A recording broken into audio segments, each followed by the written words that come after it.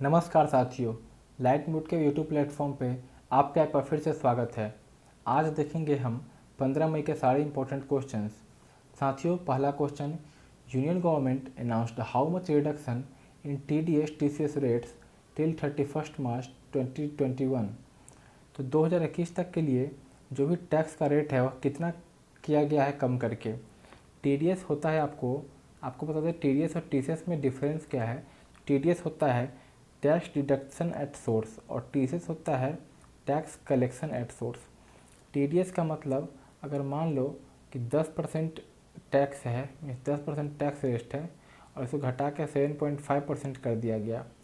ठीक, इसका मतलब ये कि जो भी एम्प्लॉयर है, मीन्स जो नौकरी देता है, वह अपने एम्प्लॉय को अगर 1 लाख उसकी सैलरी है एम्प्लॉय की, तो उसके हाथ में 90,000 रुपये देगा। 10% टीडीएस के फॉर्म में वह काट लेगा, tax deduction at source. Okay, लेकिन अगर वही टैक्स घट के 7.5% पे हो जाता है तो एम्प्लॉय को मिलेंगे 92.5 के। इस केस में, दूसरे केस में एम्प्लॉय के हाथ में ज़्यादा पैसे होते हैं। ठीक, उसी तरह टीसीएस होता है टैक्स कलेक्टेड एट सोर्स। मतलब कि अगर आप किसी सोने की दुकान में गए, सोना खरीदते हैं या किसी के लिए पेमेंट करते हैं, तो उसमें जैसे आप एजुकेशन के लिए कोई पेमेंट करें तो उसमें 18% जीएसटी जोड़ दिया जाता है। ठीक, अगर वैसे ही आप सोने की दुकान पे अगर कोई ज्वेलरी खरीदने जाए तो उसमें आपको टीसीएस देना होता है। वह टैक्स कलेक्टेड एट सोर्स जो दुकानदार होता है, जो ज्वेलर्स होते हैं, वो आईटी डिपार्टमेंट को फिर पे करते हैं। ठीक, सरकार ने इसे घटा के 25% कर दिया है ताकि लोगों के हाथ में ज़्यादा से ज़्यादा पैसे हो स्पेंडिंग के लिए, ताकि डिमांड बढ़े और देश अपने सही रास्ते पे चले। Question number 2, union government announced how much emergency liquidity for power distribution firms. तो साथियों, पावर डिस्ट्रीब्यूशन फर्म्स वैसे फर्म्स होते हैं जो इलेक्ट्रिसिटी जो कि प्रोवाइड करते हैं उसके स्टेज में, या पावर डिस्ट्रीब्यूशन आखिरी स्टेज होता है। इसका मतलब होता है कि इलेक्ट्रिसिटी को ट्रांसमिशन लाइन के थ्रू इंडिविजुअल कस्टमर्स तक पहुंचाना। यह अभी मोस्टली सरकार के हाथों में होती है। भारत के जो मिनिस्टर ऑफ पावर है वह हैं आर.के. सिंह, जो कि बिहार के आरा डिस्ट्रिक्ट से एमपी हैं। और अभी आपको बता दें कि बहुत सारे यूनियन टेरिटरीज में अब पावर डिस्ट्रीब्यूशन फर्म्स को प्राइवेटाइज किया जा रहा है। जो लिक्विडिटी भारत सरकार ने प्रोवाइड की है, इन्फ्यूज़ किया है, वह है 90,000 करोड़। ठीक, बढ़ते हैं अगले प्रश्न की तरफ। Question number 3, the government of India is to provide interest subvention of dash for Mudra Shishu loans for a period of 12 months. दोस्तों, जो प्रधानमंत्री मुद्रा योजना है उसके तहत तीन लोन होते हैं, एक शिशु, दूसरा किशोर और फिर तरुण। तो जो शिशु होता है वह 0 से 50,000 तक के लिए होता है। ठीक है, तो इसके तहत जो सबवेंशन मिला है, अब इंटरेस्ट सबवेंशन का मतलब क्या है। सबवेंशन का मतलब अगर किसी पर्सन एक्स ने अगर कोई पैसे लिए तो उस पर जाहिर सी बात है उस पर टैक्स लगेगा। ठीक है, तो जो भी टैक्स लगेगा, मानिए 5% टैक्स लगता है, तो उस पर जैसे इसका आंसर 2% है इंटरेस्ट सबवेंशन, तो उसका 2% जो इंटरेस्ट का है वह सरकार देगी। ठीक है, तो ऐसे इंटरेस्ट सबवेंशन बहुत सी इंपॉर्टेंट लोन्स जैसे कि एजुकेशन लोन हो गया, एग्रीकल्चरल लोन्स हो गया, ऐसे लोन्स में सरकार इंटरेस्ट सबवेंशन देती है। सबवेंशन और सब्सिडी में ज़्यादा अंतर नहीं होता है। सब्सिडी का मतलब है कि वही डायरेक्ट छूट मिल जाती है पूर्ण रूप से माफ़, और सबवेंशन क्या है कि ए पार्ट ऑफ इंटरेस्ट रेट सरकार के द्वारा वेव ऑफ कर दिया जाता है। ठीक है, तो बढ़ते हैं अगले प्रश्न की तरफ। ₹13,000 crore additional emergency working capital fund for farmers via. तो आपको बताना है कि 30,000 करोड़ का वर्किंग कैपिटल किसानों को मिला है, किस एजेंसी के थ्रू, किस संस्थान के थ्रू मिला, आपको बताना है। इसका आंसर है नाबार्ड। ठीक है, तो एक्चुअली आप इसका फुल फॉर्म जानते हैं, नेशनल एग्रीकल्चरल बैंक होता है, एंड एआरडी का मतलब होता है agriculture and rural development. Okay, तो एक्चुअली नाबार्ड जो है, अब ये पैसे पहले से ही नाबार्ड के पास 60,000 करोड़ के आसपास लगभग वर्किंग कैपिटल था, और अब इसमें 30,000 करोड़ मिल गए हैं, तो यह बढ़ के लगभग 90,000 करोड़ के आसपास हो गया है। ठीक, अगर यही बात करें तो नाबार्ड इस पैसे को कैसे घुमाएगी, तो वह आरआरबी और कोऑपरेटिव बैंक्स के थ्रू घुमाएगी। ओके, भारत में लगभग 33 स्टेट कोऑपरेटिव बैंक्स है। स्टेट कोऑपरेटिव बैंक, अगर हम डिस्ट्रिक्ट कोऑपरेटिव बैंक की बात करें तो वह लगभग 351 है डिस्ट्रिक्ट कोऑपरेटिव बैंक। वहीं 43 आरआरबीज हैं, 43 रूरल बैंक जिसे बोलते हैं हम, वो 43 के संख्या में है।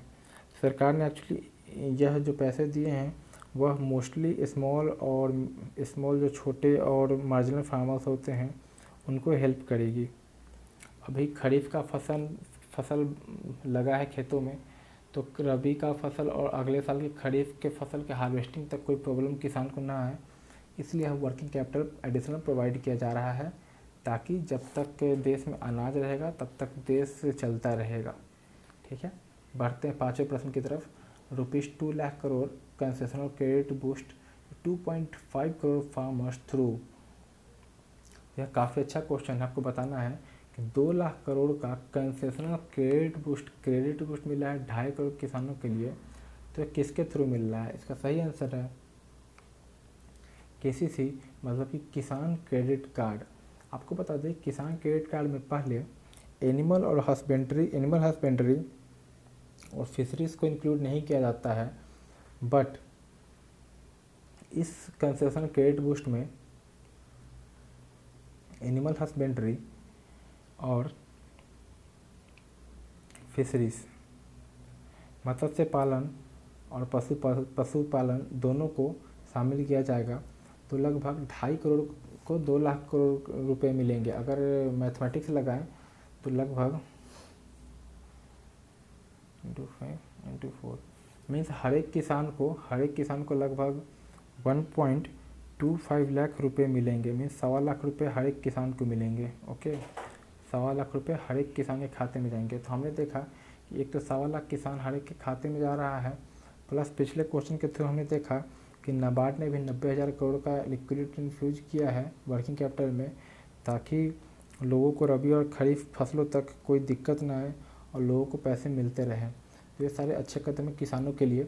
बढ़ते हैं अपने छठे प्रश्न की तरफ। Arjun Munda has launch the goal scheme. Goal का फुल फॉर्म है गोइंग ऑनलाइन एज रीडर्स। ठीक, program of the ministry of tribal affairs in partnership with dash in New Delhi.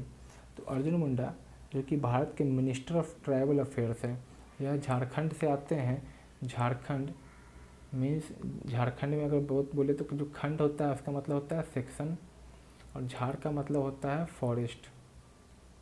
तो फॉरेस्ट में मोस्टली ट्राइबल्स इलाके वाले लोग रहते हैं, और अर्जुन मुंडा झारखंड से ही आते हैं, इसलिए यह मिनिस्टर ऑफ ट्राइबल अफेयर्स है। ठीक, तो इन्होंने फेसबुक के साथ गठबंधन किया है गोल प्रोग्राम के थ्रू, ताकि जैसे आप डिजिटल मोड के थ्रू लोगों को ट्रेंड करेगी।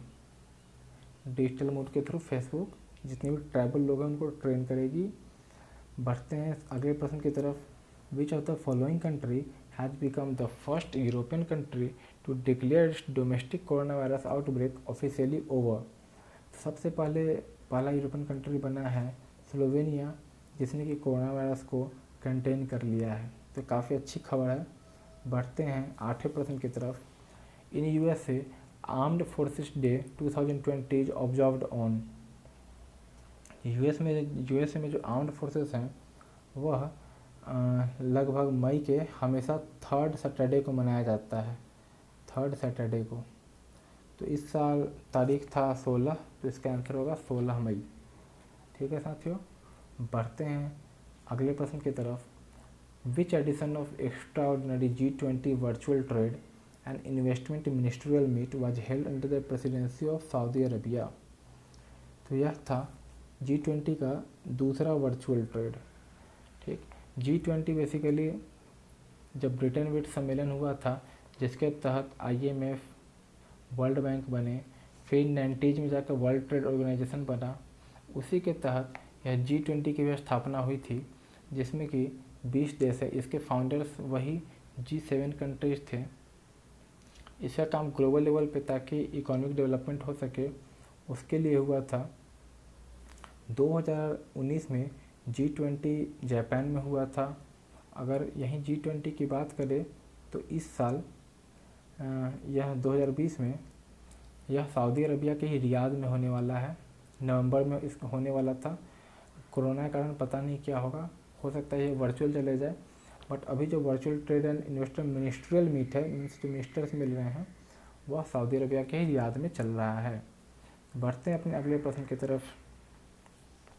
India participated in the meeting of foreign ministers of Shanghai Cooperation Organisation in May 2020।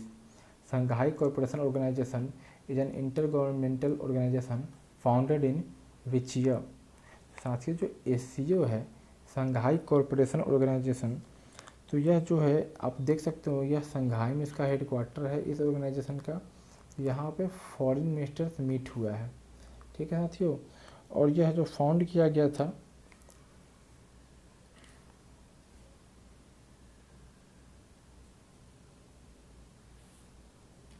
तो इसका साथियों जो फाउंड किया गया था वह था 2001 में। इसका सही आंसर हो जाएगा ऑप्शन डी। और एससीओ को हेल्प बनाने में, एससीओ जैसे कि शंघाई में इसका हेडक्वार्टर, तो जाहिर सी बात है चाइना होगा। इसको बनाने में जो मेन सपोर्ट दिया था वह था रसिया।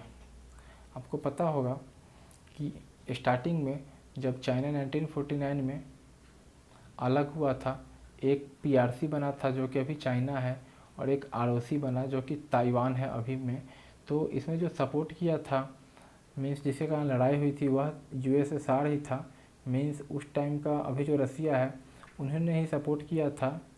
तो जो लीडर थे उन्होंने चाइना के लीडर को हराया था, केएमटी को, और उन्होंने इस बंटवारे में सपोर्ट किया था कम्युनिस्टों ने। तो आप देख सकते हैं कि एससीओ को ही बनाने में रसिया ने साथ दिया है। तो बढ़ते हैं अपने अगले प्रश्न की तरफ। Which of the following organisation has released its report world economic situation and prospects as of mid 2020। तो यह जो वेस्प है यह रिलीज करती है यूएन, यूनाइटेड नेशन। आपको हमने बताया था कि यूएन और यूनिसेफ दोनों का हेडक्वार्टर एक ही जगह है। क्या आपको याद है? नहीं याद है तो फिर से बता दें, इन दोनों का हेडक्वार्टर है न्यूयॉर्क में, जो कि अमेरिका में है, ठीक है। यूएन ने बोला है कि भारत का जीडीपी लगभग 1.2% रहेगा इस साल के लिए, मीन्स फाइनेंशियल ईयर 21 के लिए। वहीं फिनेंशियल ईयर अगले 22 मतलब कि अगले साल भारत का जीडीपी 5.5% रहेगा। और वर्ल्ड इकॉनमी की अगर बात करें तो इसने बोला है कि वर्ल्ड इकॉनमी 3.2% से कॉन्ट्रैक्ट मीन्स श्रिंक करेगी यूएन के हिसाब से। यह सारे क्वेश्चंस आज के थे। तो दोस्तों, थैंक्स फॉर वॉचिंग। कृपया सब्सक्राइब करें और उसके सामने जो बेल बटन है उसको ज़रूर प्रेस करें और अपने दोस्तों में शेयर करें। कोई भी बात हो hi@rightmode.in पे हमें संपर्क करें। साथियों, फिर सी यू सून, बाय बाय।